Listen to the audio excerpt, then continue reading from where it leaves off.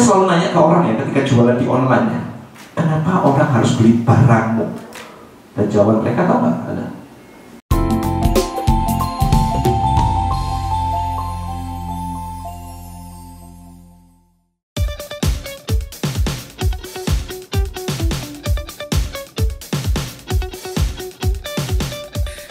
So kemarin barusan ngisi di acara FKUI ya, kedokteran di UI begitu, tentang digital marketing. Keren banget sih sebenarnya.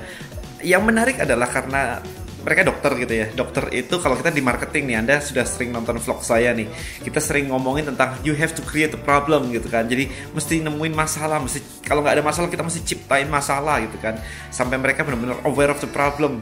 Nah ketika ngobrol sama dokter, mindset mereka is a bit different karena mereka sudah terbiasa jadi dokter. Jadi dokter itu enak banget, kenapa? Karena orang yang datang itu sudah bermasalah semua. Karena kalau Anda nggak punya masalah kesehatan, Anda nggak datang ke dokter kan. Jadi mindset mereka itu nggak terbiasa untuk menciptakan masalah. Karena ya orang datang semua ada sakitnya, tinggal mereka harus ngobatin pakai cara ini, cara itu gitu. Jadi it's a bit mind shift ya sebenarnya ya. Tapi menarik juga bahwa sekarang juga dokter mereka pengen masuk ke dunia digital. Memang ada peraturan-peraturan atau aturan khusus di kedokteran bahwa mereka nggak boleh yang namanya ngiklan, jualan, hard sell dan sebagainya tentang profesi mereka. Tapi kan sebagai seorang dokter, mereka tidak hanya praktek dokternya aja. Mereka boleh aja punya bisnis yang lain kan, mau apapun itu, dan apapun bisnisnya tetap aja memerlukan namanya marketing. Cuman dengan digital marketing, prinsipnya adalah kita bisa menjangkau orang yang lebih luas lagi. That's the idea sih sebenarnya. Jadi banyak dari para dokter kemarin yang mereka sudah bermain, misalkan ada yang main di pasar modal, kemudian sudah ada yang punya franchise, ada yang punya bisnis sampai 6 gitu kan, macam-macam. Karena at the end of the day, dokter sendiri meskipun profesinya cukup keren gitu ya, tetapi mereka tetap menukarkan waktu dan skill mereka dengan uang.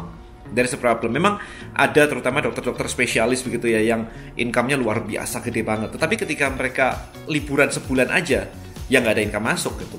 Karena mereka benar-benar menukarkan waktunya dengan uang. Tanpa itu ya mereka nggak bisa. Jadi itu yang membuat banyak dokter terutama itu menjadi terlena bahwa dengan income yang besar seperti itu ya harusnya hidupnya baik-baik aja.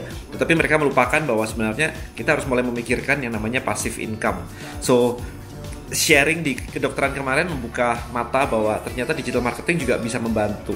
Well, untuk kedokteran sendiri sih dengan digital marketing kalau bisnisnya biasa, balik lagi kita lupakan kedokterannya kalau misalkan seperti itu. Tapi untuk dokter sendiri, saya pernah membuat sebuah video di vlog saya sama juga. Jadi dokter nggak boleh promosi, nggak boleh jualan hard sell. Tetapi yang bisa Anda lakukan adalah Anda bisa mengedukasi market Anda. Di semua bisnis dibutuhkan edukasi baru jualan kan. Nah, pikirkan kayak begini aja. Anda tahu di US sana ada namanya Dr. Oz. Di Indonesia juga kemarin ada Dr. Oz Indonesia. Di US, si Dr. Oz, kalau misalkan Anda bisa membuat authority Anda seperti itu, basically sih income Anda akan luar biasa banget meskipun Anda menjadi seorang dokter. Meskipun Anda sama-sama ngobatin penyakit yang sama, maka charge Anda juga bisa menjadi lebih tinggi banget.